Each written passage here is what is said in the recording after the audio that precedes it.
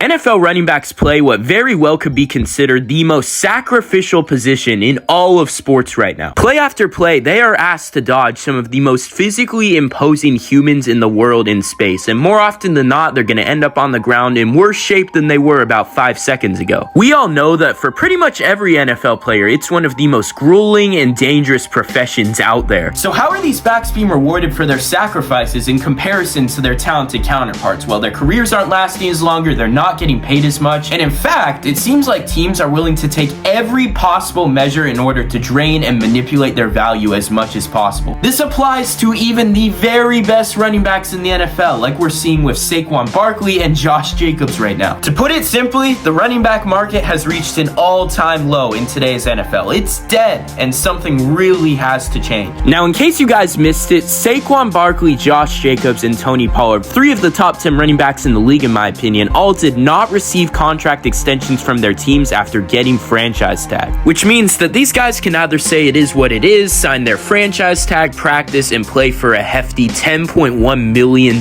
this year, which is a top 5 salary for running backs, or they could pull Le'Veon Bell and just flat out refuse to play for the entire season, which he has since said he regrets doing back in 2018, by the way. Now, luckily for the Cowboys, they don't have to worry about Tony Pollard holding out. He already signed his franchise tag, he's gonna play, and I actually think in this case, it's a true win-win for both sides because Pollard obviously fractured his leg in the playoff game against the 49ers. The Cowboys might have a little bit of doubt as to whether he'll be the same player athletically coming off that injury. You know, they could agree to an extension right now, but I think that Pollard would know that if he balls out this season on a prove-it deal, he can make more in the future from Dallas. Now, Pollard is already 26 years old, which might make it seem he's deep into his prime as a running back, but in reality, he only has around 500 career touches under his belt. 1 year on the franchise tag won't take too much of his gas away. Unfortunately, most running backs seeking big new deals don't have that same benefit as Pollard because they were used a ton during their rookie contracts, and now the clock is ticking in terms of how much longer their prime can realistically last stability-wise. For the Saquon Barkleys and Josh Jacobs and Austin Eckler's of the world, the question right now is how many more hits can I take without financial security long-term? That's what's really leading to all of this panic, outrage, and disrespect that running backs seem to be feeling at this moment. I mean, if you looked on Twitter the other day, it's all over the place. I saw a lot of running backs and just people in general getting upset over this tweet by Matt Miller. It basically explains that the most effective way for teams to manage the running back position in today's NFL is to draft running backs, preferably not very high, run them into the ground, avoid paying them long term, rinse, repeat. The thing is that Matt Miller is not wrong at all whatsoever. This really is the very best way because when you draft running backs, they get into their primes really quickly. We all know this whole spiel. Saquon Barkley had an absolutely amazing season last year, truly was in the MVP race for a while, truly was a massive part of what made the Giants offense successful, what allowed Daniel Jones to have a good season, what allowed them to win a playoff game. And I'm not here to say that Saquon Barkley is injury prone. He got unlucky with one ACL tear. It really takes 2 years to fully recover from that back into your prime form. But if you look at Saquon's career, even dating back to Penn State, this man has had to rush the football into the heart of a defense so many times. If I'm Joe Shane at this point, I'm always going to be worried that this is the last time I see my franchise running back at his best. I'm always going to be worried that this is the year where a Saquon contract where I'm paying him, $50 million a year. This might be the year where it really starts to look bad. So why would I do anything other than franchise tag him? It's still a big time salary for Saquon, and obviously it gives the Giants the flexibility to evaluate how much juice he has left in the tank year to year. We have seen this right in front of our own eyes. Besides the Christian McCaffrey and I guess Dalvin Cook contracts to an extent, it ages terribly when you give these running backs long-term deals after their rookie contract. General managers should not be criticized right now for devaluing the running back position and acting in the best interest of their team. This is a situation where you need to hate the game, hate the system, don't hate the people that are using the system. The last collective bargaining agreement between the Players Association and the NFL occurred back in 2020. This wasn't as apparent of an issue back then, which is why the players didn't have rights for running backs at the top of their agenda, and unfortunately because of that, these rules will be in place until 2030. So life really can't get much better for running backs in the next 7 years. Now with that said, the situation should not go on forever. There do need to be changes made at some point, so let's discuss some potential solutions to the running back problem. The first solution, and I think the best solution, is to get rid of the franchise tag. No one likes the franchise tag. It's pretty simple. Running running backs can enter the open market earlier in their careers right after their rookie deals, and they can find a team that's willing to give them a more generous, long-term, secure deal. Sadly, this idea is highly unrealistic and probably never going to happen because owners value the franchise tag too much in their negotiations with the players. If we're trying to get running backs to the open market quicker, what if we made their rookie contract shorter? Let's say we reduced it from 4 years to 2 years. Now, the thing with this solution is that if you think it's bad how low running backs get selected in the draft right now, just imagine how resentful teams would be if they had even less team control of these running backs. And if you're not a super elite running back going into free agency, you're probably just not going to get signed by anyone, because why would they sign a guy 2 years into their career when they can just draft another back at the way back end of the NFL draft? What if we made it so that running back salaries don't count against the salary cap? This sounds great in theory, right? I want you to think about a league structure like the MLB, for example, where there isn't a salary cap. The reason people don't like this is because the best team in the biggest markets can just stack up on all the good players in free agency or offer them big contract extensions. This would certainly be great for running backs because teams like the Chiefs could just bring guys in like Saquon Barkley and pay them, $15 million off the books. But once again, it would shift the sense of parity around the league in that sense. Ultimately, though, these solutions either aren't realistic or they just aren't that great. They have a lot of consequences. And it sort of leads me to the conclusion that the running back problem going on right now is not going to last forever, even if the rules don't change. It's really just a flash in the pan of where the league is at philosophically at this moment. We always love to say, oh, the NFL is a passing league these days. It seems like the entire objective offensively is to hit on explosive plays down the field. And you're right, teams are trying to pass the ball deep, but defenses are also now looking to prevent them from passing the ball deep, which means more too high safeties, which means less defenders in the box, which means the rushing game is going to be more efficient now. And what do you know? Rushing was up across the league last year. More teams were running the ball, more teams were running the ball at a higher volume, and teams were running the ball more efficiently in order to capitalize on defenses selling out to stop the passing game. If teams become more interested in running the football, there's going to be more carries that need to be spread around, which means that running backs are going to be in a higher demand. And because of all of this, the value of running backs will inevitably increase and they will start to get paid more. If this happens, defenses will probably start stacking the box again. The rushing game will become less efficient. Running backs will lose their value. You really just have to understand that the NFL is a cat and mouse's game. It all depends on what offenses want to do year to year. For all we know, quarterbacks could become less valuable soon. I really do think there's a brighter future for running backs in the NFL than people might realize. I mean, we just saw Bijan Robinson and Jahmyr Gibbs both go in the top 12 of an NFL draft. That was pretty stunning, I think, to just about everyone. But it's because these teams are motivated to use these running backs as versatile weapons in the rushing and passing game. They want to preserve their touches on the ground, how many hits they're going to take up the middle of a defense. So if Bijan and Gibbs prove to be really successful throughout their rookie contracts, they stay healthy, teams feel confident giving them second deals, I think that this could really save the running back position and make teams more motivated to take them high and pay them. So that's my elite take on the running back situation in today's NFL, but I do want to discuss this more with you guys in the comments. So let me know, do you think these running backs should be getting paid right now? Do you think there's a solution? Or like I said, do you think that we should just let the league naturally evolve into a place where running backs do gain value?